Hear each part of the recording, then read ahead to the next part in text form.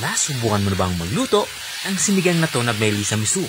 Kung hindi pa, para sa'yo ang video nito. Dahil dito ay magluluto tayo ng sinigang na tuna belly sa miso. Simulan na natin ating pagluluto.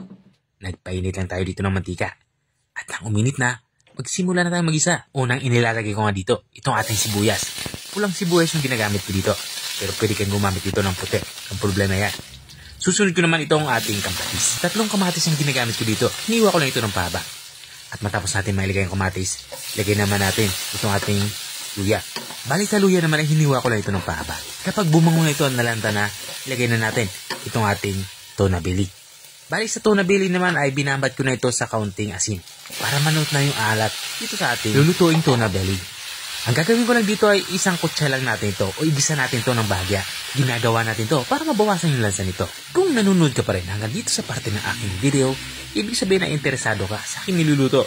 Baka pwede mo na may comment kung taga saan ka para alam ko kung hanggang saan umabot ang aking video. Balikan natin itong ating nilulutong ulam.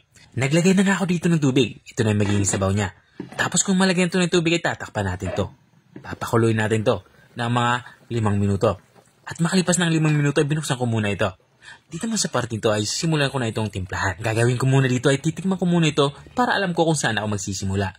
At dahil nga kulay ito sa alat ay maglalagay ako dito ng patis. Kung wala nga kang patis ay okay lang naman asin ang ilagay. At maglalagay na din ako dito ng black pepper powder. At this point, ilalagay ko na din ito ating pampaasim. Ito yung miso na nasa pakete na o na-process na. Dahil nga wala akong makuha ang sariwang miso.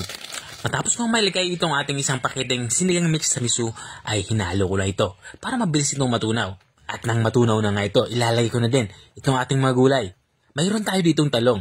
Hiniwa ko lang ito ng maninipis. At kapag sinigang sa miso ang pinag-uusapan, mas maigi dito ang ilagay natin ay mustasa. Magbibigay ito ng mas masarap na flavor sa ating sabaw. Tapos kung mailagay itong mustasa ay hinalo ko lang ito pailalim para mabilis itong maluto. At ang panghuli natin ilalagay dito, itong ating siling panigang o siling haba. Kaya tawag din itong siling green.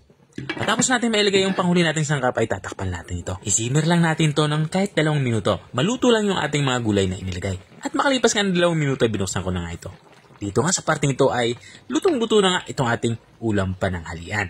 Napakasarap humigop ng sabaw nito, lalo ngayong maulan ang panahon. Ito na nga yung ating sinigang na tuna belly sa miso. Kung nakarating ka hanggang dito sa dulo ng aking video, maraming salamat sa panunood. At kung nagustuhan mo naman yung bago nating resepeng ibinahagi, baka pwede mo naman to i-share. O siya, hanggang dito na lang ako. Kita-kita ulit sa mga susunod kong mga videos. Paalam! Bye-bye!